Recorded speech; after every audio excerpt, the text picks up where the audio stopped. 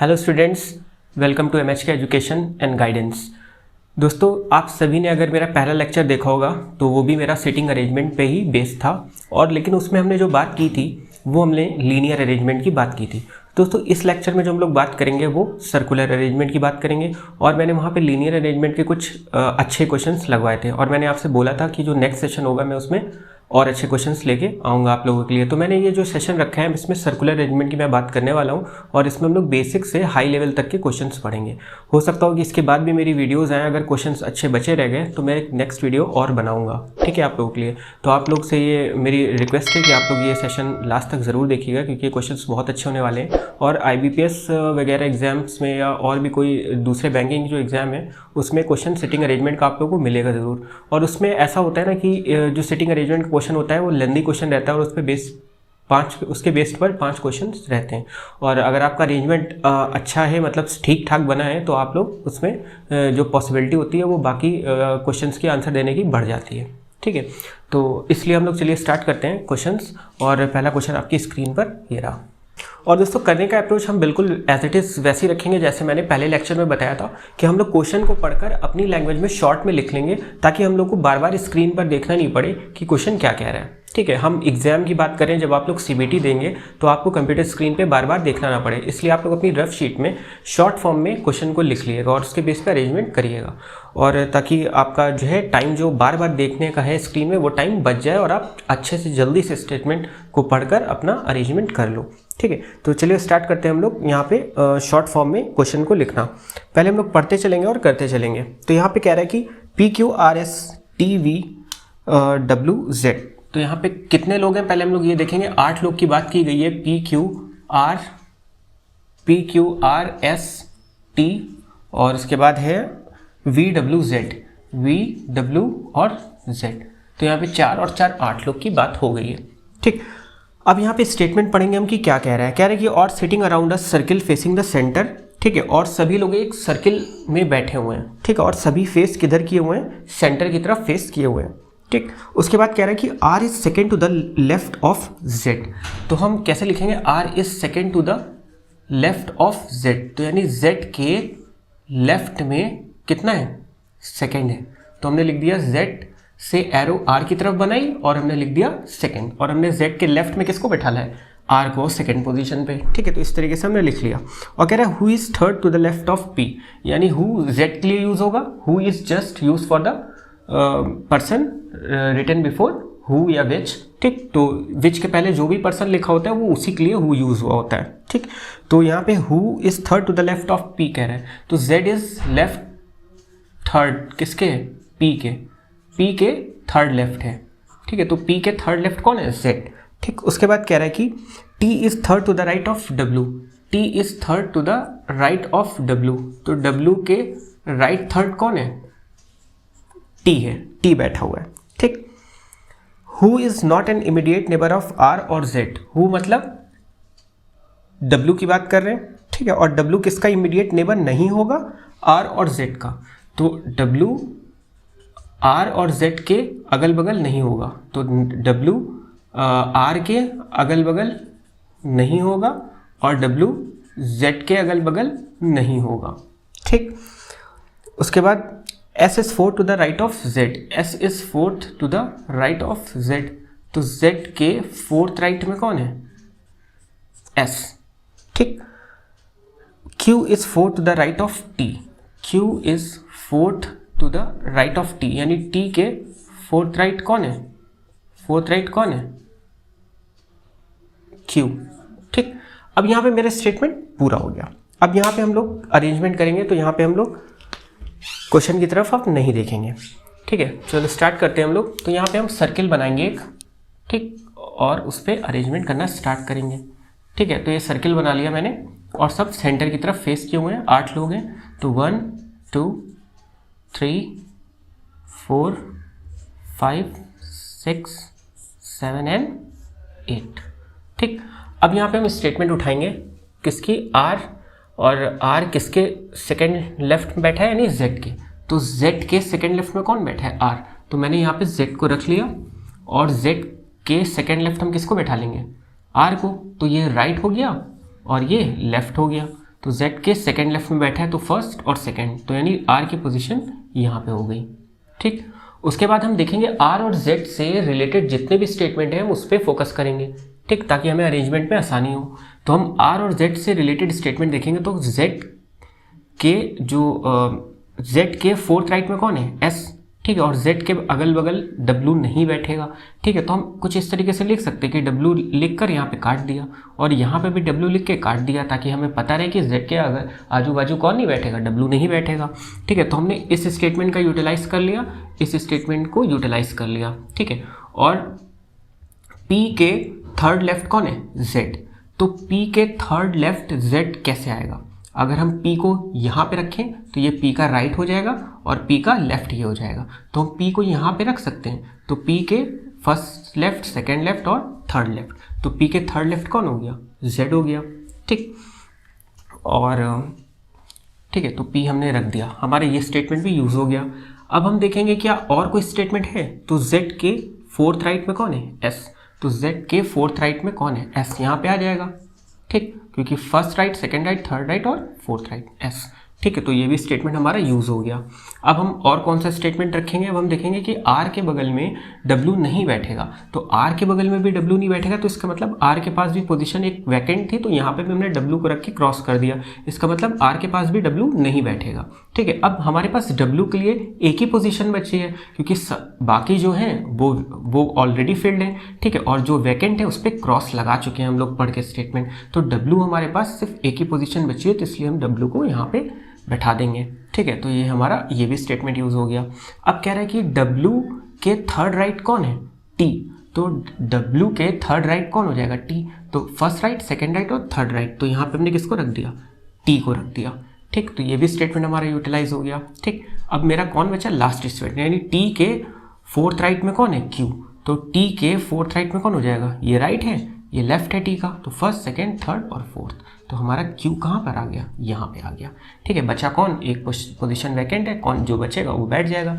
p q हो गया, r हो गया, s हो गया, t हो गया, है ना, v बचा है। ठीक है, तो हमने यहाँ पे v को बैठा दिया। तो ये हो गया मेरा अरेंजमेंट। अब इसके बेसिस पे क्वेश्चंस दिए हुए हैं, अब उनका भी हम जवाब क्या करते हैं, निकाल सकते हैं। ठीक है, तो यहाँ पे क्वेश्चंस देखते हैं कि क्या दिए हुए हैं।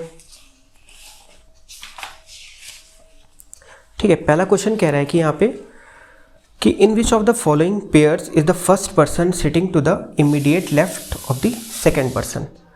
तो यानी इमीडिएट लेफ्ट यानी पहला पर्सन सेकंड पर्सन के इमीडिएट लेफ्ट होना चाहिए।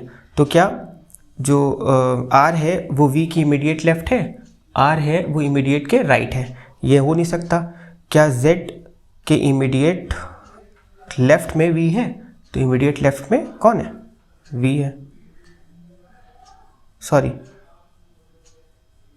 फर्स्ट पर्सन, यानी v के इमीडिएट लेफ्ट कौन है, z, v के इमीडिएट राइट है। तो q के इमीडिएट लेफ्ट कौन होना चाहिए, w होना चाहिए, q की इमीडिएट लेफ्ट w होना चाहिए, लेकिन राइट पर है, ये भी नहीं है। और p के इमीडिएट लेफ्ट कौन होना चाहिए, s, तो p के इमीडिएट लेफ्ट s है क्या, नहीं, तो इसका मतलब आंसर क्या हो जाएगा, नन ऑफ दीज। ठीक, उसके बाद 24th क्वेश्चन कह रहा है कि in which of the following combination is the first person sitting in between the second and the third person. ठीक है, तो यानी क्या r और v के बीच में t बैठा है, तो r और v के बीच में t बैठा है, बिल्कुल गलत, तो पहला हो नहीं सकता। क्या s और t के बीच में p है, तो s और t के बीच में p बिल्कुल गलत, नहीं है। ठीक है, क्या p और q के बीच में w है, तो क्या p और q के बीच में w है, बिल्कुल करेक्ट, तो इसका मतलब 24 का जो करेक्ट आंसर होगा वो कितना हो जाएगा, थर्ड हो जाएगा। ठीक है, उसके बाद 25th क्वेश्चन कह रहा है कि who is second to the right of s। तो s के सेकंड राइट में कौन है, तो s के सेकंड राइट में हम देखेंगे तो s का राइट ये होगा, तो फर्स्ट राइट सेकंड राइट, तो s के सेकंड राइट में कौन है, r। ठीक, और यहाँ पे नन ऑफ दीज दिया हुआ है, तो हम नन ऑफ दीज मेरा आंसर हो जाएगा, क्योंकि r ऑप्शन में है नहीं। ठीक, उसके बाद 26 क्वेश्चन कह रहा है कि what is the s position with respect to w। w के रिस्पेक्ट में s की पोजीशन क्या है, तो w के रिस्पेक्ट में अगर हम s को देखें, यानी w से s को देखें, तो फर्स्ट राइट और सेकंड राइट, तो यानी सेकंड राइट ऑफ w। ठीक है, तो हम क्या कह देंगे, सेकंड टू द राइट, यानी 26 का फिफ्थ आंसर हो जाएगा। उसके बाद कह रहा है कि who is the immediate left of T. तो इमीडिएट लेफ्ट टी के कौन है, ये टी का राइट है और ये टी का लेफ्ट है, तो टी के इमीडिएट लेफ्ट कौन हो जाएगा, एस। तो यहाँ हमारा पहला ऑप्शन करेक्ट हो जाएगा। उसके बाद कह रहा है कि who is to the immediate right of Q. तो क्यू के इमीडिएट राइट कौन है, क्यू के इमीडिएट राइट डब्ल्यू है। ठीक, तो यहाँ पे मेरा सेकेंड ऑप्शन करेक्ट हो जाएगा। तो दोस्तों इस तरीके से हम लोग अरेंजमेंट करके क्वेश्चंस का आंसर करते हैं। ठीक है, बढ़ते हैं अपने नेक्स्ट क्वेश्चन की तरफ। तो स्टूडेंट्स नेक्स्ट क्वेश्चन आपकी स्क्रीन पे रहा ये। ठीक, क्वेश्चन पढ़कर हम लोग साथ साथ करेंगे और थोड़ा सा स्पीड के साथ करेंगे आपकी। ठीक है, देखते हैं कि यहाँ पे कितने लोग दिए हुए हैं, S T U V W X Y और जेड। ठीक है, तो यहाँ पे 8 लोग फिर से दिए हुए हैं। ठीक, कह रहे हैं कि are sitting around a circular table facing the centre but not necessarily in the same order. S sits third to the right of T। तो कह रहा है कि S जो है वो T के राइट में, ठीक है, third to the S sits third to the right of T। ठीक, तो T के थर्ड राइट कौन है, S है। उसके बाद कह रहा है कि only 3 people sit between U and X। ठीक, उसके बाद क्या कह रहा है कि only 3 people between U and X, U और X के बीच में 3 लोग बैठेंगे। तो इस तरीके से हमने लिख लिया। ठीक, उसके बाद कह रहा है कि U is neither an immediate neighbor of S nor of T। ठीक है, तो S और T का इमीडिएट नेबर कौन नहीं होगा, U नहीं होगा। ठीक, तो इस तरीके से हमने लिख लिया। उसके बाद कह रहे हैं कि only 3 people sit between T and W। T और W के बीच में सिर्फ कितने लोग बैठेंगे, 3 लोग बैठेंगे। ठीक है, उसके बाद कह रहा है Z sits on the immediate right of W। ठीक है, तो Z sits on the immediate right of W। ठीक, Z यहाँ पे सॉरी Z। उसके बाद कह रहा है कि V sits third to the left of W। ठीक है, V sits third to the left of W। तो V के थर्ड लेफ्ट कौन है, सॉरी W के थर्ड लेफ्ट कौन है, V। ठीक है, तो मेरा स्टेटमेंट कंप्लीट हो गया। मैं यहाँ पर क्वेश्चन की तरफ नहीं देखूंगा। ठीक है, अब अपने जो शॉर्ट फॉर्म में मैंने लिखा है इसी से हम लोग अरेंजमेंट करेंगे। चलिए स्टार्ट करते हैं अरेंजमेंट और देखते हैं। ठीक, 8 लोग हैं, 1 2 3 4 5 6 7 और 8। स्टार्ट करते हैं अरेंजमेंट और सब फेस किधर किए हुए, सेंटर की तरफ। ठीक, कह रहे हैं कि T के थर्ड राइट कौन है, S। तो हमने T को यहाँ पे रख लिया और T के थर्ड राइट कौन हो गया, S। First second third right हो गया, S को यहाँ पे बैठा दिया। ठीक, ये स्टेटमेंट का यूज कर लिया। अब S और T से रिलेटेड स्टेटमेंट देखेंगे कि S और T के बगल में U नहीं बैठेगा। तो यानी U यहाँ पे नहीं बैठ सकता, U यहाँ पे नहीं बैठ सकता, U यहाँ पे नहीं बैठ सकता, U यहाँ पे नहीं बैठ सकता। ठीक, उसके बाद ये भी स्टेटमेंट हम लोग ने यूज कर लिया। उसके बाद कह रहा है कि U और X के बीच में 3 लोग हैं। ठीक, और T के और W के बीच में कितने लोग हैं, 3 लोग। तो T और W के बीच में 3 लोग कैसे हो सकते हैं, तो W यहाँ पे होगा, ये श्योर है, क्योंकि तभी 3 लोग बीच में हो सकते हैं। तो इधर भी बीच है और इधर भी बीच में। ठीक है, तो T और W आमने सामने और T और W के बीच में कितने लोग हो गए, 3 लोग। तो मैंने ये भी स्टेटमेंट यूज कर लिया। उसके बाद कह रहे हैं कि अब W के एग्जैक्टली राइट कौन है, Z। तो W के एग्जैक्टली राइट कौन हो जाएगा, Z। तो ये यहाँ पर Z आ गया। ठीक, तो ये भी मैंने स्टेटमेंट यूज कर लिया। ठीक, अब क्या कह रहा है कि अब हम लोग देखेंगे कि और कोई स्टेटमेंट दिया हुआ है, U और X के बीच में 3 लोग बैठेंगे। तो U के लिए सिर्फ एक ही पोजीशन खाली है, तो इसका लिए यहाँ पर हम U को रख देंगे। और U और X के बीच में 3 लोग तभी बैठेंगे जब U और X आमने सामने होंगे। तो X यहाँ पे हो जाएगा। देखो 3 लोग यहाँ पे आ गए, 3 लोग इधर से भी। तो अब किधर से बात कर रहे हैं ये नहीं पता, लेकिन U और X के बीच में 3 लोग बैठे हुए। तो हमने ये भी स्टेटमेंट का यूज कर लिया। अभी कुछ बचा क्या, अभी ये बचा कि W के थर्ड लेफ्ट कौन है, V। तो W के थर्ड लेफ्ट कौन है, first left, second left, third left. तो यहाँ पे V बैठेगा। बचा कोई, S T U V W X Y बचा। तो यहाँ पर हमने किसको रख दिया, Y को। तो मेरा अरेंजमेंट क्या आ गया, ये आ गया। ठीक है, अब इस पे बेस क्वेश्चंस देख लेते हैं जल्दी जल्दी क्या बोल रहा है। तो पहला क्वेश्चन कह रहा है कि how many people are seated between S and Z। तो S और Z के बीच में कितने लोग बैठे हुए हैं, तो 1। तो यहाँ पे जो आंसर हो जाएगा वो 5th ऑप्शन हो जाएगा। ठीक, उसके बाद सेकंड क्वेश्चन क्या है कि who amongst the following represent the immediate neighbour of S. तो इमीडिएट नेबर एस के कौन है, तो एस के इमीडिएट नेबर एक्स और डब्ल्यू है, जिस ऑप्शन में ये होगा वही आंसर होगा। तो एक्स और डब्ल्यू फोर्थ ऑप्शन में, यानी फोर्थ ऑप्शन हमारा करेक्ट ऑप्शन है। ठीक, नेक्स्ट क्वेश्चन कह रहा है कि who among the following sits second to the left of Y. तो वाई के सेकंड लेफ्ट में कौन है, तो वाई के राइट ये, वाई के सेकंड लेफ्ट में जेड है, तो जेड किस ऑप्शन में, फोर्थ ऑप्शन में, तो फोर्थ हमारा करेक्ट ऑप्शन है। उसके बाद लास्ट कह रहा है कि four of the five are alike in certain way based on their position in the given arrangement and so form a group which is the one that does not belong to the group. तो यहाँ पे कह रहे हैं कि यहाँ पे 5 option दिए, कह रहे हैं इनमें से 4 अलाइक हैं, मतलब सिटिंग अरेंजमेंट के उनकी पोजीशंस पे बेस्ड कुछ उन लोग में कुछ सिमिलैरिटी होगी और एक ऑप्शन अलग है। तो देखते हैं दोस्तों इसके आंसर की तरफ क्या है कि इसका आंसर क्या होगा। पहला ऑप्शन है क्या है कि यू वाई वी, तो यानी यू वाई और वी, ठीक है, यू और वाई वी दिया, उसके बाद टी वी वाई, तो टी वी वाई ये, उसके बाद S W U, S W U, ठीक है, उसके बाद X S Z, X S Z, उसके बाद क्या है V X W, V X W. अगर देखो यहाँ पे कि सारे ऑप्शंस में देखो तो सब में कहीं ना कहीं एक का गैप है, ठीक है, जैसे यू वाई और इनके बीच में एक का गैप है, ठीक है। उसके बाद हम थर्ड ऑप्शन देखें एस डब्ल्यू यू, तो इसमें भी एस डब्ल्यू तो ठीक है और इनके बीच में एक का गैप डब्ल्यू और यू के बीच में, ठीक। उसी तरीके से एक्स एस तो पास में, उसके बाद जेड तक आने में एक का गैप है, ठीक है। उसी तरीके से V X W, V X पास है और एक्स और डब्ल्यू के बीच में एक का गैप, ठीक है।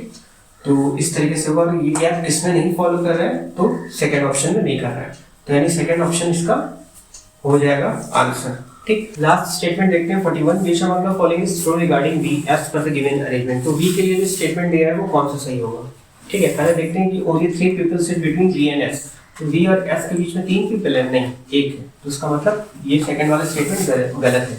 U sit second to the right of V, तो U sit second to the right of V, तो वी ये है और वी के लेफ्ट में कहीं यू है, तो इसका मतलब ये भी स्टेटमेंट गलत है। उसके बाद फोर्थ स्टेटमेंट कह रहा है V sit second to the right of Y, तो V sit second to the right of Y, तो वाई का राइट फर्स्ट और सेकंड, इसका मतलब ये स्टेटमेंट सही है, तो इसका मतलब फोर्थ स्टेटमेंट सही है।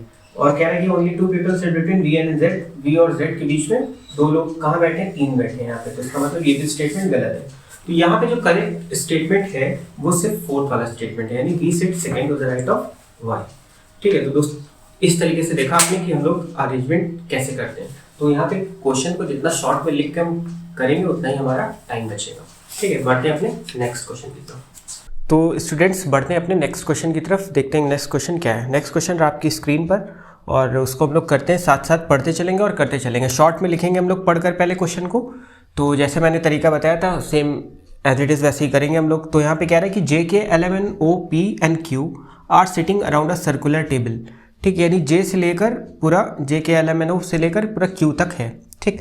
उसके बाद कह रहा है कि O is the immediate neighbour of both K and Q. अगर यहाँ पे इमीडिएट नेबर ओ को बनाना है के और क्यू का, तो हमें उसको बीच में बैठाना पड़ेगा के और क्यू के, तो के और क्यू के हमने बीच में बैठा दिया, किसको, ओ को, ठीक। तो एक स्टेटमेंट ये हो गया। उसके बाद कह रहा है कि only 1 person sit between K and J, तो के और जे के बीच में एक बंदा बैठा हुआ है, तो हमने के और जे बना के बीच में एक लिख दिया। उसके बाद कह रहा है कि L and M are neighbours, यानी एल और एम क्या आपस में साथ में बैठेंगे, ठीक। तो एल एम को साथ रख दिया, but are not immediate neighbour of Q, और ये दोनों इमीडिएट नेबर क्यू के नहीं होंगे, या तो इधर भी नहीं बैठेगा और क्यू इधर भी नहीं बैठेगा, एल और एम के दोनों तरफ क्यू नहीं बैठ सकता। उसके बाद है 2 person sit between M and P, तो एम और पी के बीच में 2 बंदे बैठे हैं, तो हमने 2 लिख दिया, ठीक। उसके बाद कह रहा है P does not sit to the immediate right of K, यानी के इमीडिएट राइट पर पी नहीं बैठेगा, ठीक है। तो के हमने इमीडिएट राइट पी लिखा और उसको कट कर दिया, ठीक है। अब देखते हैं कि अरेंजमेंट क्या आने वाला है मेरा। तो हम लोग इसका अरेंजमेंट स्टार्ट करते हैं फ्रेंड्स और देखते हैं कि अरेंजमेंट क्या होगा। तो हमने यहाँ पर क्या किया, 8 लोगों का एक सर्किल अरेंज कर लिया, ठीक है, अरेंजमेंट कर लिया, 8 लोगों को अरेंज कर दिया एक सर्किल पे, ठीक। उसके बाद अब हम लोग जो बोल रहे हैं करते चलेंगे, ठीक। कह रहे हैं कि ओ किसका इमीडिएट नेबर है, क्यू और के का, ठीक है, तो इसका मतलब O बीच में बैठेगा किसके, K और Q और K के। तो हमने कह दिया Q इधर बैठा है और K इधर है, एज्यूम कर लिया। अभी हम यहाँ पे एज्यूम करके चलेंगे, अब K इधर भी हो सकता है और Q इधर भी हो सकता है, लेकिन अभी हम यही मान के चलेंगे, देखते हैं कि सही आता है गलत। अगर कुछ अरेंजमेंट गलत आ रहा होगा तो हम अपना फिर हम समझ जाएंगे कि हमने ये पोजीशन जो स्टार्टिंग में रखी थी ये हमें क्या करना है, चेंज करना पड़ेगा। तो अभी फिलहाल हमने Q को इधर मान लिया और K को इधर मान लिया। अब देखते हैं K और J के बीच में एक ये स्टेटमेंट हम लोग ने पूरा कर लिया, और K और J के बीच में एक बंदा बैठा है। तो K और J के बीच में एक बंदा बैठा है, तो J यहाँ पे बैठा होगा और यहाँ पे एक पोजीशन खाली है, कोई भी बैठा हो यहाँ पर, ठीक है। तो ये भी स्टेटमेंट हमने पूरा कर लिया। उसके बाद कह रहा है कि L और M के एकदम पास में Q नहीं बैठेगा, ठीक है। तो L और M आपस में पास में बैठेंगे, इसलिए हमें L और M के लिए दो कॉन्टिन्यूअस पोजीशन चाहिए होंगी। तो L और M को हम, लेकिन कह रहे हैं कि L और M Q के पास नहीं बैठेंगे। अगर हम L यहाँ पे रखें, M यहाँ पे रखें, तो Q के पास कौन आ गया, Q के पास L आ गया, और ऐसा नहीं होना चाहिए। इसलिए हम ये स्पेस जो है हम वेकेंट रखेंगे, ठीक। और L और M को हम यहाँ पे रखेंगे, यानी L यहाँ पे भी हो सकता है, M यहाँ पे भी हो सकता है, और L यहाँ पे भी हो सकता है, M यहाँ पे भी हो सकता है, ठीक है। तो L और M की पोजीशन क्या हो गई, फिक्स हो गई, ठीक। अब देखते हैं, ये भी हमने यूज़ कर लिया स्टेटमेंट। उसके बाद M और P के बीच में दो लोग बैठेंगे, ठीक है। M और P के बीच में दो लोग बैठेंगे। तो अब यहाँ पे हमें ये जो स्टेटमेंट है ये M और L की एग्जैक्ट पोजीशन दे देगा कि M यहाँ पर होगा कि M यहाँ पे होगा, ये स्टेटमेंट हमें बता देगा। तो M और P के बीच में दो लोग बैठे हैं, अगर हम M को यहाँ पे रखते हैं और L को यहाँ पे, ठीक है, तो M और P के बीच में दो लोग होने चाहिए। तो M और P यहाँ पे आ सकता है, ठीक है। तो हम यहाँ कह देते कि यहाँ पे P रख दिया हमने, ठीक। लेकिन नेक्स्ट स्टेटमेंट मेरा कह रहा है कि K के जस्ट राइट में P नहीं बैठेगा, और यहाँ पे K के जस्ट राइट में P आ गया, तो इसका मतलब P यहाँ पर नहीं बैठ सकता है, ठीक।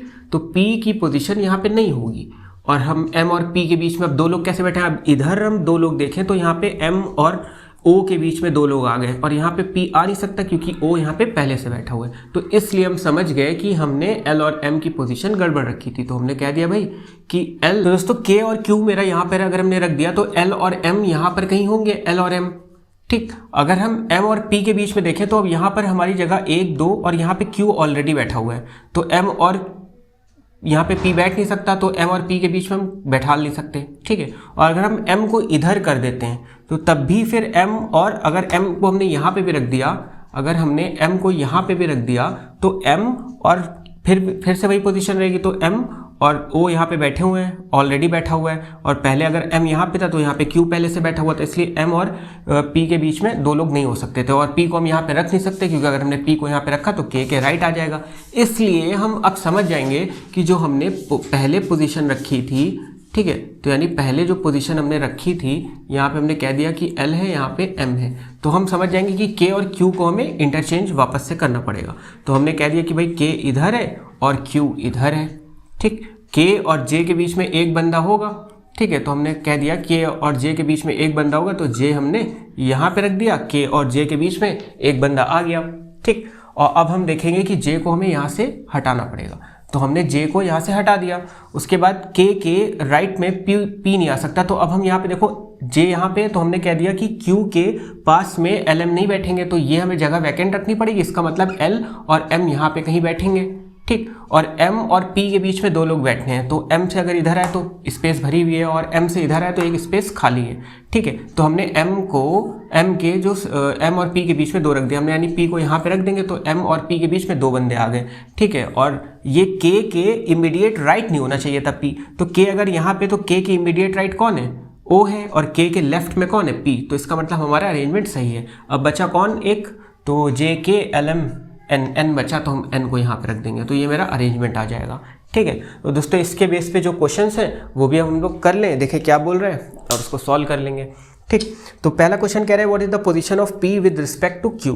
तो P के रिस्पेक्ट में Q की पोजीशन क्या होगी, तो P के रिस्पेक्ट में Q की पोजीशन क्या होगी। तो अगर हम P से चलें, तो अगर हम दोस्तों जब भी इस तरीके से पूछा जाए तो हम लोग देखेंगे कि बोला क्या गया है, 4 to the left, first left, second left, third left, fourth left और फिफ्थ लेफ्ट आ रही है, फोर्थ लेफ्ट नहीं, तो इसका मतलब पहला ऑप्शन गलत है। थर्ड टू द राइट, एक 2 3, यानी थर्ड राइट पर बैठा हुआ क्यू, इसका मतलब सेकंड ऑप्शन मेरा सही है। अब हम बाकी देखेंगे ही नहीं, ठीक है। नेक्स्ट है हमारा who amongst the following is sitting to the right of J. तो राइट ऑफ जे के राइट में कौन बैठा है, तो जे के अगर हम राइट में देखें तो जे के राइट में पी बैठा हुआ है, तो हमारा फोर्थ ऑप्शन जो हो जाएगा वो करेक्ट हो जाएगा। नेक्स्ट क्वेश्चन है who amongst the following sit exactly between K and J. तो के और जे के एग्जैक्टली बीच में कौन बैठा है, तो के और जे के एग्जैक्टली बीच में पी बैठा हुआ है, तो फर्स्ट आंसर हो जाएगा, यानी 13 का फर्स्ट ऑप्शन आंसर हो जाएगा। नेक्स्ट है question who amongst the following is sits fourth to the left of M. M के फोर्थ लेफ्ट में कौन है, तो एम का राइट ये होगा, एम का लेफ्ट ये होगा, फर्स्ट सेकंड थर्ड फोर्थ, तो के है, तो इसमें ऑप्शन क्या हो जाएगा, नन ऑफ दीज, और के इज द करेक्ट ऑप्शन होगा। ठीक है दोस्तों, तो बढ़ते हैं हम अपने नेक्स्ट क्वेश्चन की तरफ। तो स्टूडेंट्स बढ़ते हैं अपने नेक्स्ट क्वेश्चन की तरफ, और नेक्स्ट क्वेश्चन आपकी स्क्रीन पे रहा, और ये क्वेश्चन कह रहा है कि ABCDEFGH are sitting around a circular area. तो ए से लेकर एच तक जो पर्सन्स हैं वो एक सर्कुलर एरिया में बैठे हुए हैं और इक्वल डिस्टेंस पे, और कह रहा है कि कुछ पीपल फेस जो है बाहर की तरफ फेस किए हुए हैं और कुछ सर्किल के सेंटर की तरफ फेस किए हुए हैं। ठीक, तो यहाँ पे कह रहा है कि B sits third to the left of H. तो यहाँ पे हम शॉर्ट में लिखेंगे इसको, B sits third to the left of H को कैसे लिखेंगे हम, B sits third to the left of H, मतलब एच के लेफ्ट में कुछ इस तरीके से थर्ड बैठा हुआ है। ठीक, फिर नेक्स्ट स्टेटमेंट कह रहा है एच फेसेस द सेंटर, तो हमने कह दिया कि एच फेसेस द सेंटर। ठीक, नेक्स्ट स्टेटमेंट कह रहा है कि F sit second to the right of B. तो एफ जो है बी के सेकंड राइट में बैठा है, तो इस तरीके से लिख लेंगे। उसके बाद कह रहा है कि E sits second to the left of D. तो E sits second to the left of D, यानी डी के सेकंड लेफ्ट में कौन है, ई है। उसके बाद कह रहे हैं D is neither in immediate neighbour of B और एच। बी और एच का इमीडिएट नेबर डी नहीं होगा, यानी डी ना इधर बैठेगा ना इधर बैठेगा। उसके बाद कह रहा है कि both the immediate neighbour of C face outside, यानी सी के जो दोनों इमीडिएट नेबर हैं वो आउटसाइड फेस किए हुए हैं, तो हमने ये भी लिख लिया। उसके बाद कह रहे हैं A is not immediate neighbour of H, और एच के आजू बाजू ए नहीं बैठेगा। ठीक, उसके बाद कह रहा है कि immediate neighbour of A face opposite direction. तो ए के जो है जो बगल में बैठे हुए बंदे वो क्या है, अपोजिट फेस किए, यानी अगर एक सेंटर की तरफ फेस किए तो दूसरा आउटसाइड द सेंटर। ठीक, उसके बाद कह रहा है both the immediate neighbour of D faces the same direction as F. तो जो डी के पड़ोसी हैं वो सेम एज एफ, यानी जो एफ की तरह फेस बाहर किए हुए हैं। अगर फेस एफ अगर बाहर किए तो वो लोग भी फेस बाहर किए होंगे, और अगर फेस एफ का अंदर है तो डी के जो पड़ोसी हैं उनका भी फेस क्या होगा, अंदर होगा। उसके बाद कह रहा है कि A faces the same direction as B. तो ए एज बी, ठीक है, ए का जो डायरेक्शन है वो सेम एज बी है। ठीक, उसके बाद कह रहा है कि बी बस यहाँ पे स्टेटमेंट खत्म। अब हम इतने स्टेटमेंट का इस्तेमाल करके यहाँ पे अरेंजमेंट करेंगे, तो चलिए स्टार्ट करते हैं अरेंजमेंट और देखते हैं कि क्या अरेंजमेंट आएगा। तो हमने यहाँ पे एक सर्किल बना लिया। ठीक, उसके बाद यहाँ पे हम 8 पोजीशंस बना लेंगे, 1 2 3 4 5 6 7 और 8। उसके बाद हम सबसे जो सटीक स्टेटमेंट हम वो उठाएंगे, यानी जो हमें गिवन है और जिससे हमें आसानी हो करने में, तो वो स्टेटमेंट उठाएंगे। जैसे एच के बारे में बताया हुआ है एकदम फेस किए किधर, सेंटर की तरफ, तो हमने सबसे पहले स्टेटमेंट ये उठाया और एच को यहाँ पे रख दिया और एच को बोला कि फेस किए हुए सेंटर की तरफ। ठीक, उसके बाद हम देखेंगे कि एच के जो थर्ड लेफ्ट में कौन है, बी बैठा हुआ है। तो एच का राइट ये और एच का लेफ्ट ये होगा, यानी फर्स्ट लेफ्ट सेकेंड लेफ्ट और थर्ड लेफ्ट, यानी बी की पोजिशन कुछ यहाँ पे होगी। ठीक, उसके बाद कह रहा है कि B के सेकंड राइट में, यानी ये भी यूज कर लिया, तो B के सेकंड राइट में F है। तो B के सेकंड राइट में F है, अभी हमें ये नहीं बताया कि B का फेस इनसाइड है या B का फेस आउटसाइड है, हमें ये नहीं पता है। तो हम यहाँ पे एज्यूम करके चलेंगे, क्योंकि हमें यहीं से सबसे एजम्पशन स्टार्ट करना है, सबसे पहला एजम्पशन। तो यहाँ पे हम, अगर एजम्पशन मेरा ठीक हुआ तो मेरा अरेंजमेंट सही होगा, और अगर मेरा एजम्पशन गलत हुआ तो मेरे बाकी जो पोजीशंस हैं और लोगों की वो भी क्या होंगी, थोड़ा सा गड़बड़ाएंगी। तो हम यहाँ पे मान के चलते कि बी अंदर की तरफ फेस किए हुए, मैंने यही मान के किया। तो अब यहाँ पे बी अगर अंदर फेस किए हुए, तो बी के राइट में, सेकंड राइट में एफ है, तो क्या होगा, बी का राइट ये होगा, तो फर्स्ट राइट और सेकंड राइट, यानी एफ यहाँ पे हो गया। ठीक, अब हमने मान के किया कि ये मेरा इतना अरेंजमेंट हो गया। अब हम आगे बढ़ते हैं और देखते हैं कि और क्या कह रहा है। तो यहाँ पे कह रहा है कि B और H के बगल में D नहीं बैठेगा, तो ये बेस्ट स्टेटमेंट है उठाने के लिए, अरेंजमेंट के लिए। तो हमने कह दिया कि D यहाँ पे नहीं बैठेगा, B के बगल में और H के बगल में भी नहीं बैठेगा। तो H के बगल में यहाँ तो पोजीशन फिल हो गई है और उसके बाद यहाँ पे वैकेंट है, तो हम यहाँ पे भी D रख के क्रॉस कर देंगे, यानी D यहाँ पे भी D नहीं बैठेगा। अब हमारे लिए सबसे सोचने वाली बात ये है कि D के लिए हमारी दो पोजीशंस बची हैं, तो हम D या तो यहाँ पे बैठेगा या तो यहाँ बैठेगा।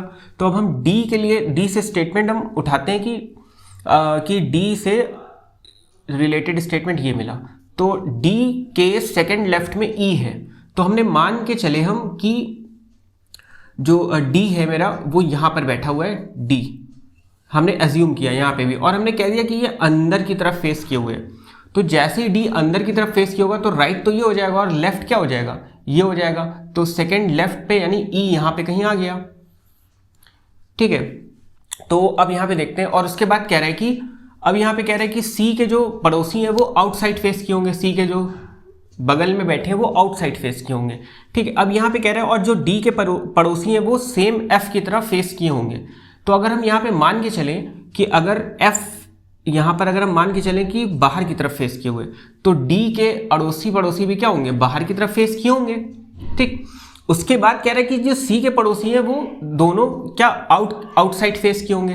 तो अब हम क्या देखें, क्या C मेरा पोजीशन पे बैठ पाएगा कि उसके पड़ोसी बाहर की तरफ फेस किए हों।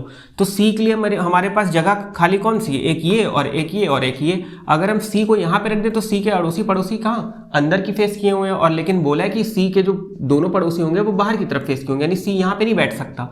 और अगर हम C को यहाँ पे रख दें तो हम मान के चलेंगे कि अगर C पे यहाँ पे रखेंगे तो दोनों फेस आउटसाइड होने चाहिए, लेकिन यहाँ पे एक का अंदर और एक का बाहर आ रहा है, इसलिए C की पोजीशन यहाँ पे भी नहीं हो सकती। बची ये पोजीशन, तो अगर हम यहाँ पे ये रख दें तो यहाँ पे एक ऑलरेडी अंदर किए हुए और यहाँ पे इसकी पोजीशन हमें पता नहीं है, तो C यहाँ पे भी नहीं हो सकता। तो इसका मतलब मेरा एजम्पशन कहीं ना कहीं गलत है, जिसकी वजह से C नहीं बैठ पा रहा है। तो मैंने जो सेकेंड एजम्पशन माना था मैं उसको पहले इंटरचेंज करके देखूंगा, सबसे स्टार्टिंग में नहीं आऊंगा अभी। तो मैंने यहाँ पे D की पोजीशन मानी थी, तो मैंने D को यहाँ पे पोजीशन और इसकी जो फेस माना था वो अंदर माना था। तो मैंने सारी पोजीशंस ये जो मानी थी ये मैंने रब कर दी, और अब अरेंजमेंट करके देखते हैं कि पहले मैंने D को यहाँ पे रखा था और फेस किया था इनसाइड, और अब मैं D को यहाँ पे रखूंगा, ठीक, D को यहाँ पे रखूंगा और फेस आउटसाइड की तरफ, ठीक है। तो अब D से रिलेटेड स्टेटमेंट है कि D के सेकंड लेफ्ट में कौन है, E, तो D का राइट ये और D का सेकंड लेफ्ट इधर हो जाएगा यहाँ पे कहीं, तो E ये हो गया, ठीक। जब भी मैंने माना था कि F का फेस बाहर मैंने माना था, ठीक है, तो मैंने D के भी अगल बगल वालों का फेस अंदर कर दिया था। अब मैं यहाँ पे उल्टा मानूंगा, मैंने कहा D का जो F का फेस है वो अंदर है, तो जो D के अगल बगल भी बैठे होंगे वो फेस किधर करे होंगे, अंदर किए होंगे, ठीक है। अब यहाँ पे हम C का स्टेटमेंट उठाते हैं कि C का जो पड़ोसी है वो दोनों पड़ोसी C के आउटसाइड फेस किए होंगे, ठीक है। तो क्या हम C को यहाँ पे रख सकते हैं, नहीं रख सकते हैं, क्योंकि C के जो पड़ोसी हैं वो दोनों इनसाइड फेस किए हैं, तो यानी C की पोजीशन हम यहाँ पे नहीं रख सकते। अब मेरे लिए क्या C की पोजीशन बची, और यहाँ पे C यहाँ पे भी नहीं आएगा, क्योंकि अगर हम C को यहाँ पे रखते हैं तो एक अंदर और एक बाहर है, और लेकिन C के अगल बगल जो है वो दोनों आउटसाइड होने चाहिए। तो हमें पता लग गया कि C की पोजीशन ये फिक्स हो गई कि C यहाँ पे होगा, तो C के अड़ोसी पड़ोसी क्या होंगे, आउटसाइड हो गए। और H के बगल में A नहीं बैठेगा, ये भी स्टेटमेंट दिया हुआ है कि H के बगल में A नहीं बैठेगा, तो हमने A को बैठने नहीं दिया यहाँ पे। अब मेरे लिए पोजीशन क्या कौन सी बची, A की पोजीशन यही बची सिर्फ, तो A के लिए हमने यहाँ पे पोजीशन रख दिया। और कह रहा है कि A same direction as B, तो हमने B को अंदर माना, तो A को भी मैं अंदर की तरफ फेस करके मानूंगा कि A भी अंदर फेस किए हुए हैं, ठीक। तो मैंने ये कर दिया। अब बचा कौन मेरे पास बचा G, तो मैंने G को यहाँ पे रख दिया, और सबकी पोजीशंस मेरे पास क्या हो गई, अब मेरी सारी पोजीशंस फिक्स हो गई यहाँ पर। अब यहाँ पे चेंज नहीं होंगे। अब एक बार हम क्रॉस चेक कर लेते हैं क्या मेरे स्टेटमेंट सारे जस्टिफाई हो रहे हैं कि नहीं हो रहे हैं मेरे अरेंजमेंट से। तो मैंने कहा कि H के थर्ड लेफ्ट में B है, तो H के थर्ड लेफ्ट में B हो गया, बिल्कुल सही, यानी H और B की पोजीशन सही रखी है हमने। और उसके बाद कह रहे हैं कि B के सेकेंड राइट में F है, तो B के सेकंड राइट में F है, यानी F की पोजीशन भी फिक्स हो गई, मैंने करेक्ट रखी है, यानी ये तीन स्टेटमेंट मैंने यूटिलाइज कर लिए हैं। और D के सेकंड लेफ्ट में E है, तो क्या D के सेकंड लेफ्ट में E आ रहा है, D का राइट ये और D का लेफ्ट ये, तो D और E की पोजीशन भी मैंने इसका मतलब सही रखी है। और B और H के बगल में D नहीं होना चाहिए, तो देखो क्या B और H के बगल में D है, तो B के बगल में D है ही नहीं, और न H के बगल में D है, D तो इधर है, तो इसका मतलब मेरी ये भी पोजीशन जस्टिफाई हो रही है, ये भी पोजीशन सही रखी है मैंने। और C के दोनों पड़ोसी आउटसाइड फेस किए हैं, तो C के दोनों पड़ोसी आउटसाइड फेस किए हैं, बिल्कुल सही। और A यानी H के बगल में A नहीं बैठेगा, तो H के बगल में G इधर है, F इधर है, यानी ये भी स्टेटमेंट मेरी जस्टिफाई हो गई। फिर A के जो पड़ोसी हैं वो अपोजिट फेस किए हुए हैं, तो क्या ये स्टेटमेंट मेरी जस्टिफाई हुई, तो ये स्टेटमेंट मेरी जस्टिफाई नहीं हुई। तो दोस्तों यहाँ पे हमने देखा कि ए की जो स्टेटमेंट है वो मेरी जस्टिफाई नहीं हो पा रही है, यानी ए के जो पड़ोसी होने चाहिए वो अपोजिट फेस किए हैं, यानी एक जैसे फेस एक तरफ मतलब फेस नहीं होना चाहिए। अगर एक का बाहर फेस है तो दूसरे का अंदर होना चाहिए। लेकिन यहाँ पे जो मेरे अकॉर्डिंग आया है अरेंजमेंट, वो क्या आया कि ए के जो पड़ोसी हैं वो दोनों सिर्फ सेंटर की तरफ फेस किए हुए हैं। तो दोस्तों इसका मतलब मैंने कोई ना कोई एजम्पशन तो गलत किया था। अब यहाँ पे यही चीज़ मुझे चेकआउट करनी है कि मैंने कहाँ पे गलती की है। ठीक है, तो अब यहाँ पे हम देखते हैं कि हमने क्या एफ की पोजिशन अंदर मानी थी। ठीक है, तो एफ की पोजीशन क्यों ना हम क्या करें, बाहर मान लें। तो एफ की पोजीशन हम जैसे ही बाहर मानेंगे वैसे ही एफ की पोजीशन के जैसे डी के पड़ोसी की भी तो पोजीशंस हैं, तो जो डी के पड़ोसी हैं वो सेम एफ की तरह फेस किए होंगे। तो डी के पड़ोसी, तो अगर हमने इनको बाहर किया है तो हम डी के पड़ोसियों को हम बाहर की तरफ फेस करवा सकते हैं। तो हमने यहाँ पे फेस बाहर की तरफ दोनों को करा दिया। ठीक, और दोस्तों इससे पहले मैंने एक चीज़ आपने देखी होगी कि इससे पहले जो मैंने किया था, आप रिवर्स जाके देखना तो आप देखोगे कि इसमें सिर्फ दो बंदे मेरे सिर्फ बाहर की तरफ फेस किए हुए थे, एक डी और ई। क्या ऐसा पॉसिबल है? क्योंकि यहाँ पे देखो पॉसिबल तो है, लेकिन ज़्यादातर जो होता है क्वेश्चंस में वो 4 फेस अंदर किए होते हैं और 4 फेस बाहर किए होते हैं। तो यहाँ पे 2 सिर्फ बाहर फेस किए हैं, तो ये बात थोड़ा सा इस पे सटीक नहीं बैठ रही है। तो इस चीज को हम मद्देनजर रखते हुए देखते हैं कि हमने क्या किया कि एफ की पोजीशन, जिसका मतलब मेरी जो बाहर की जो फेस थी मैंने करवाया था, यानी वो बाहर की तरफ होना चाहिए था, हमने अंदर पहले करा दिया। तो इसके वजह से पूरा अरेंजमेंट गड़बड़ा गया। और आप लोग अब यहाँ पे ये भी सोच रहे होंगे कि मैंने बी की पोजीशन चेंज क्यों नहीं की। तो मैंने बी की पोजीशन इसलिए चेंज नहीं की क्योंकि बी की पोजीशन पर एफ डिपेंडेंट है, लेकिन F की पोजीशंस पर बाकी कोई किसी का अरेंजमेंट डिपेंड नहीं है, सिर्फ फेस जो आउट और इन किए हैं वो डिपेंड है F पे। तो मैंने F के, क्योंकि आपने देखा कि सारे मेरे जो अरेंजमेंट थे वो बिल्कुल सही आ रहे थे, सिर्फ जो A का पड़ोसी जो होने चाहिए वो अपोजिट फेस होने चाहिए, सिर्फ यही चीज़ फंस रही थी। तो मैंने इसलिए तुरंत फेस क्या किया, F का आउट कर दिया और C और G की पोजीशंस पे क्या हो गई, मतलब फिक्स रही, लेकिन इनका फेस क्या हो गया, सिर्फ आउट हो गया, यानी सेंटर से आउट हो गया।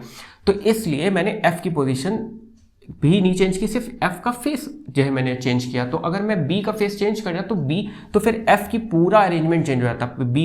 B अगर यहाँ पे आउटसाइड होता तो F कहीं यहाँ पे आ रहा होता, तो उससे पूरा अरेंजमेंट मेरा क्या होता, डिस्टर्ब हो जाता। तो इसलिए मैंने F की पोजीशन को क्या किया, सिर्फ जो फेस था मैंने वो क्या कर दिया, आउट कर दिया। और इसकी वजह से C और G भी आउटसाइड फेस करने लगे और बाकी मेरे अरेंजमेंट पर ओवरऑल कहीं पे इफेक्ट नहीं पड़ा।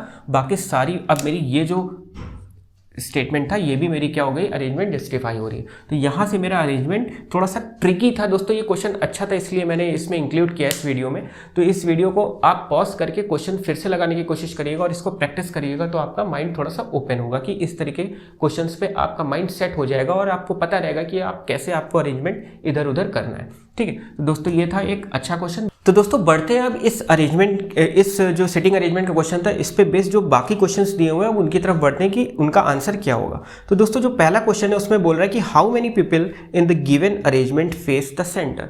कितने लोग जो अरेंजमेंट हुआ है उसमें कितने लोग बाहर की तरफ इनर साइड फेस किए, यानी सेंटर की तरफ फेस किए हैं। तो गिन लेते हैं हम लोग नॉर्मली, H इनर की तरफ और B इनर की तरफ और A इनर की तरफ, तो 3 इनर की तरफ किए हुए हैं। ठीक है, तो इसमें 3, तो जो पहला आंसर हो जाएगा मेरा 3 हो जाएगा। ठीक है, और उसके बाद जो नेक्स्ट क्वेश्चन है कह रहा है कि which of the following is true regarding G as per the given sitting arrangement. तो G के लिए कौन सी स्टेटमेंट इसमें ट्रू है ये पूछा हुआ है। तो C sits third to the left of G के थर्ड लेफ्ट में C है, तो यहाँ पे तो सेकंड लेफ्ट में आ रहा है, तो इसलिए मेरी ये पहली गलत है। दूसरा कह रहा है only 2 people sit between G and D। G और D के बीच में 2 पीपल कह रहा है और यहाँ पे है ही नहीं कोई, साथ में बैठे हैं, अड़ोसी पड़ोसी हैं दोनों। ठीक, उसके बाद बोल रहा है कि A sits to the immediate right of G। तो G के अगल बगल तो A दिख ही नहीं रहा है, तो यहाँ पे सवाल ही नहीं उठता ये सही होने का। उसके बाद कह रहा है कि 4B is one of the immediate neighbour of G। तो G का एक इमीडिएट नेबर कौन है, B, और अगल बगल B दिख ही नहीं रहा है, इसका मतलब ये भी सवाल सही है ही नहीं। ठीक है, ये ऑप्शन ट्रू नहीं है। कह रहे हैं G does not face the centre. हाँ ये ज़रूर है, G does not face the centre, G face outside the centre. तो इसका मतलब मेरा 5वां जो ऑप्शन है वो मेरा करेक्ट है। ठीक, नेक्स्ट क्वेश्चन कह रहा है कि 4 of the 5 are alike in a certain way. देखो इसमें से जो 5 ऑप्शन दिए हैं कह रहा है कि वो किसी ना किसी तरीके से मिलते हैं और एक इसमें से अलग है, तो वो मुझे फाइंड आउट करना है। तो यहाँ पे कह रहा है G A C, G और A और C GAC, उसके बाद कह रहा है कि FD, F और D, GACFD।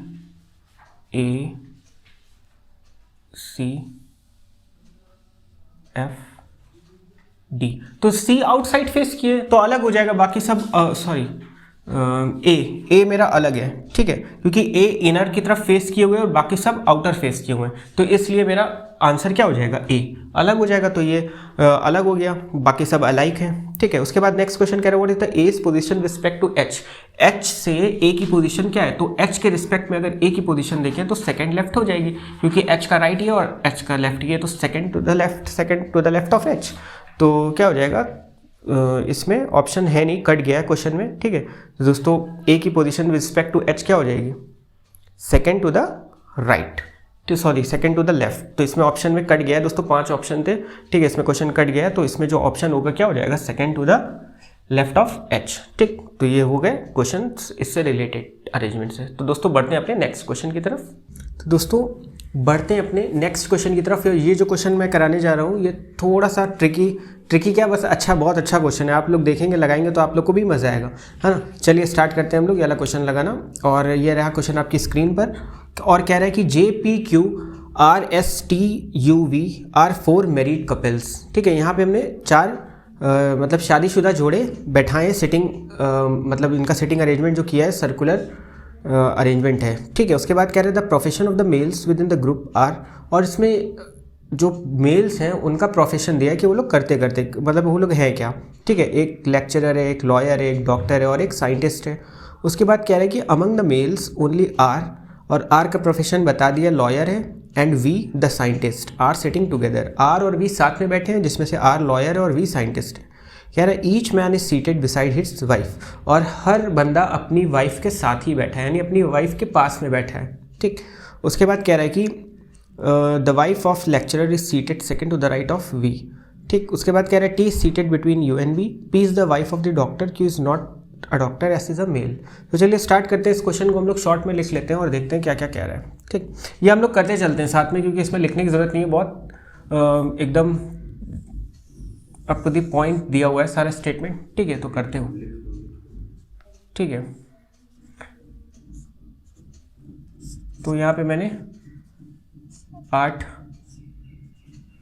लोगों को बैठा दिया, ठीक। तो चलो लिख लेते हैं हम लोग, और यहाँ पे चलो करते हैं कि JPQRSTUV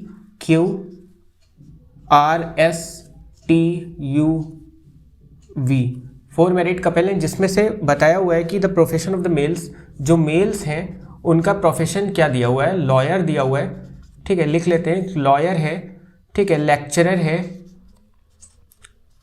साइंटिस्ट है और डॉक्टर है, ठीक। तो डॉक्टर, यहाँ पे 4 प्रोफेशन मैंने मेल के लिख लिए हैं। उसके बाद कह रहा है कि among the males only R and V are sitting together, जिसमें से आर लॉयर है और वी साइंटिस्ट है, ठीक। और कह रहा है कि ये दोनों आपस में साथ साथ मतलब बैठे हुए हैं, यानी आसपास बैठे हैं आर और वी, ठीक है, टुगेदर। और उसके बाद कह रहा है कि each man is seated beside his wife, हर बंदा अपनी वाइफ के बगल में बैठा हुआ है। U the wife of the lecturer, और यहाँ पे बताया कि यू जो है वो किसकी वाइफ है, लेक्चरर की, ठीक। तो यू को यहाँ पे मैंने फीमेल बना दिया, ठीक है, यू के नीचे मैंने फीमेल का साइन बना दिया है, तो यू फीमेल और लेक्चरर की वाइफ है, ठीक, वाइफ ब्रैकेट में लिख दिया। उसके बाद कह रहा है कि T is seated between U and V, यानी यू और वी के बीच में टी बैठा हुआ है, ठीक। अब टी कौन है अभी क्लियर हो जाएगा जब सवाल करेंगे। तो कह रहा है T, P is the wife of the doctor, यानी जो है पी किसकी वाइफ है, डॉक्टर की, तो यहाँ पे लिख लिया मैंने डॉक्टर, ठीक। उसके बाद कह रहा है Q is not a doctor, ठीक, यानी क्यू जो है वो डॉक्टर नहीं है, क्यू डॉक्टर नहीं है। उसके बाद कह रहा है कि एस इज अ मेल, यानी जो एस है वो क्या है, एक मेल, ठीक। चलो करते हैं अब हम लोग अरेंजमेंट, ठीक है। अब मुझे स्टेटमेंट की ज़रूरत नहीं पड़ेगी कि मैंने शॉर्ट में लिख लिया है। और यहाँ हम लोग स्टार्ट करते हैं कि इस स्टेटमेंट से आर और वी साथ में बैठे हुए हैं। तो मैंने मान लिया कि आर यहाँ पे बैठा हुआ है और ये मेल है, मेल में जो है स्क्वायर से मैंने मेल जो है वो मैंने स्क्वायर से बताया, ये रिप्रेजेंट कर रहा है मेल को, और जो एक ट्रायंगल होगा वो जो है फीमेल को रिप्रेजेंट कर रहा है। ठीक है, ये याद रखिएगा आप लोग। तो इसलिए मैंने आर बनाया, नहीं आर मेल है और वी क्या है, मेल है, और दोनों आपस में पास पास बैठे हुए हैं। ठीक, उसके बाद कह रहा है कि आर का जो प्रोफेशन है वो लॉयर दिया हुआ है, तो मैं यहाँ पे लिखता चलूँगा कि लॉयर है, और वी का जो प्रोफेशन है वो साइंटिस्ट है, यानी वी का जो प्रोफेशन हो गया वो क्या हो गया, साइंटिस्ट हो गया। ठीक, उसके बाद कह रहा है अब ये दोनों, और ये भी एक स्टेटमेंट दिया था कि each man seat besides his wife, यानी हर बंदा अपनी पत्नी के साथ बैठा हुआ है। तो मान लिया कि वी की जो लॉयर साइंटिस्ट की है पत्नी वो यहाँ पे होगी, और जो आर की पत्नी है वो यहाँ पे होगी, और पत्नी है तो इसलिए मैंने ट्राइंगल से बनाया है। ठीक, और उसके बाद फिर मैंने बनाया कि दो, ये मेल हो गया और ये फीमेल हो गया। ठीक, फिर ये मेल होगा और ये फीमेल होगा। ठीक, ये इसकी वाइफ, ठीक, और ये इसकी वाइफ, और ये इसकी वाइफ, और ये इसकी वाइफ। ठीक, अब यहाँ पे कह रहा है कि यू जो है वो फीमेल है और एक लेक्चरर की वाइफ है। ठीक है, तो हमें मान लिया यू फीमेल है और एक लेक्चरर की वाइफ है। अभी ये कुछ कह नहीं सकते, और ये कह रहा है कि यू और वी के बीच में टी बैठा हुआ है, तो टी यू और वी के बीच में बैठा है, तो यानी वी तो इधर है, तो इसका मतलब यू यहाँ पे होना चाहिए, और यू एक फीमेल हो जाएगी, और टी भी एक फीमेल हो जाएगी, क्योंकि यू और वी के बीच में टी बैठी हुई है। ठीक है, तो यहाँ पे स्टेटमेंट ये यूज़ कर लिया मैंने। ठीक है, ये भी यूज़ कर लिया, और कह रहे हैं पी जो है वो किसकी वाइफ है, डॉक्टर की। ठीक, तो ये तो वाइफ हो गई किसकी, लॉयर की, ये वाइफ हो गई साइंटिस्ट की, तो मेल अब यहाँ पे बचा हुआ है ये और एक ये। ठीक, तो यहाँ पे जो कह रहा है कि P है किसकी, वाइफ, डॉक्टर की, और कह रहा है कि Q डॉक्टर नहीं होगा, और S एक मेल है। ठीक, तो मैं यहाँ पे रख के देखता हूँ कि P जो है, ठीक है, तो उसके बाद मैंने जो है यहाँ पे रख के स्टेटमेंट देखूंगा। ठीक है, तो P जो है वो डॉक्टर की वाइफ है, तो मैंने अगर डॉक्टर को यहाँ पे एज्यूम कर लिया तो P कहीं यहाँ पे हो जाएगी, और फिर ये डॉक्टर हो जाएगा। ठीक, और कह रहा है कि अब कौन बचा, एस बचा, और Q कह रहा है कि डॉक्टर नहीं होगा, तो जब Q डॉक्टर नहीं होगा तो Q यहाँ पे बैठ जाएगा। ठीक, और Q को डॉक्टर नहीं बनाया, S एक मेल है, तो हमने डॉक्टर को S बोल दिया कि डॉक्टर S है। ठीक है, अब यहाँ पे सब कुछ क्या हो गया, सारे हमने चारों प्रोफेशन हमें मिल गया, और Q एक मेल है, और बचा कौन सा, सिर्फ इसमें लेक्चरर बचा। ठीक है, तो ये Q को हम क्या बोल देंगे कि ये लेक्चरर है। ठीक, अब देखो सब अपनी अपनी वाइफ के साथ बैठे हैं, Q जो लेक्चरर है वो U के साथ बैठा हुआ है, S जो डॉक्टर है वो P के साथ, और जो R है वो अपनी पत्नी के साथ बैठेगा। ठीक है, और कौन बचा, इसकी वाइफ। ठीक, तो J बची, तो J इसकी वाइफ हो जाएगी। ठीक, उसके बाद अब यहाँ पे देखो सारा अरेंजमेंट आ गया, सारे बंदे अपनी अपनी वाइफ के साथ बैठे हुए हैं। ठीक, और इस तरीके से अरेंजमेंट हम करेंगे। तो अब इसके बेस पे जो क्वेश्चन है वो देखते हैं हम लोग। स्टार्ट करते हैं क्वेश्चन इस अरेंजमेंट के बेस पे। ठीक है, यहाँ पे जो पहला स्टेटमेंट कह रहा है कि which of the following is P's position with respect to S, यानी पी की पोजीशन क्या है, एस के रिस्पेक्ट में। तो हम लोग चलो देखते हैं कि पी की पोजीशन पूछी एस के रिस्पेक्ट में। तो अगर एस के रिस्पेक्ट में देखें तो ये एस का राइट है और ये एस का लेफ्ट है, तो P is left to the S, तो इमीडिएट लेफ्ट होगी। तो इसका मतलब जो फोर्थ ऑप्शन है वो करेक्ट हो जाएगा, यानी इमीडिएट लेफ्ट है। पी किसके इमीडिएट लेफ्ट है, एस के इमीडिएट लेफ्ट है। ठीक, बढ़ते हैं नेक्स्ट क्वेश्चन की तरफ। नेक्स्ट क्वेश्चन कह रहा है कि which of the following is J's position with respect to T, यानी जे की पोजीशन टी के रिस्पेक्ट में बतानी है। तो जे की पोजीशन टी के रिस्पेक्ट में, अब देखो जे कहीं यहाँ पे और टी यहाँ पे, तो हम यहाँ पे शॉर्टेस्ट डिस्टेंस लेते हैं। तो अगर इधर से चलेंगे तो लॉन्ग डिस्टेंस, और इधर से लेंगे तो शॉर्टेस्ट। तो शॉर्ट लेंगे, इसका मतलब फर्स्ट लेफ्ट, सेकेंड लेफ्ट और थर्ड लेफ्ट, यानी जे है थर्ड लेफ्ट ऑफ टी, तो थर्ड टू द लेफ्ट पहला ऑप्शन, और यही करेक्ट होगा। ठीक, बढ़ते हैं नेक्स्ट क्वेश्चन की तरफ। नेक्स्ट क्वेश्चन कह रहा है कि which of the following is not true regarding the couples. ठीक है, यहाँ पे जोड़ों के लिए कौन सी बात सही नहीं है। तो P is the wife of S, देखते हैं S की पत्नी कौन है, S की पत्नी कौन है, P, बिल्कुल करेक्ट है। और T is the wife of Q, तो T is the wife of Q ना, T is the wife of V। ठीक है, ये गलत हो गया, तो इसमें बताना है कि ट्रू नहीं है कौन सा, तो यही ट्रू नहीं होगा।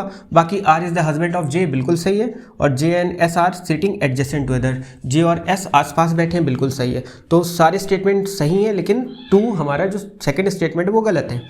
बढ़ते नेक्स्ट क्वेश्चन की तरफ। The wife of which two husbands are immediate neighbour, किन दो आदमियों की पत्नियां पास पास बैठेंगी।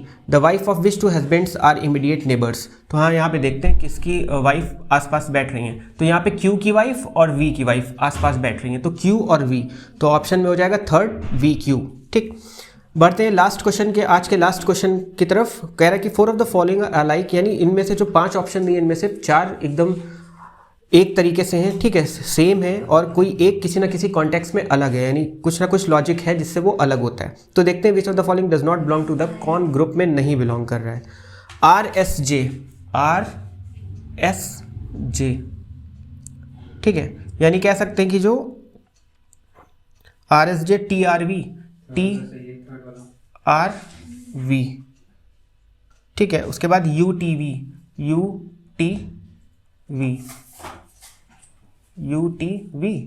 RST।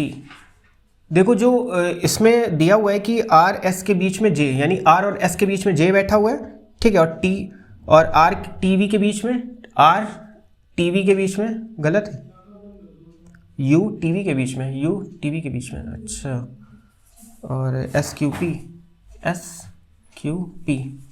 बिल्कुल सही है, UPQ, इसमें यार थर्ड वाला कैसे, थर्ड गलत है मतलब, हाँ UTV, हाँ UTV बिल्कुल सही, क्योंकि नहीं यार, UV के तो बीच में है ही है, BT होता हुआ वैसे ही होता, UVT RSJ और TRV, और ये तो एक संग UTV BT होता है वो सही होता ना, हाँ हाँ ठीक है। तो थर्ड ऑप्शन जो इसमें है वो क्या है, अलग है। चलो ठीक है, हो गया तुम लोग का, ठीक है, ये ओवर हो गया यहाँ पे आज, और ये आज के क्वेश्चंस थे कुछ अच्छे सिटिंग अरेंजमेंट के, ठीक है। नेक्स्ट सेशन में हम लोग फिर मिलते हैं, और नेक्स्ट क्वेश्चन में अगर आप लोग को पजल चाहिए, सिटिंग अरेंजमेंट की पजल चाहिए, तो आप लोग कमेंट बॉक्स में कमेंट करके ज़रूर बताइए कि आप लोग को पजल की क्लास करवानी है कि नहीं। अगर आप लोग की डिमांड आई तो ठीक है, तभी हम लोग फिर जो पजल की है वो वीडियो शूट करेंगे, वरना अदरवाइज हम लोग कोई दूसरा टॉपिक यहाँ पर नेक्स्ट वीडियो में डिस्कशन करेंगे। तो मिलते हैं अपनी नेक्स्ट वीडियो में। Thank you.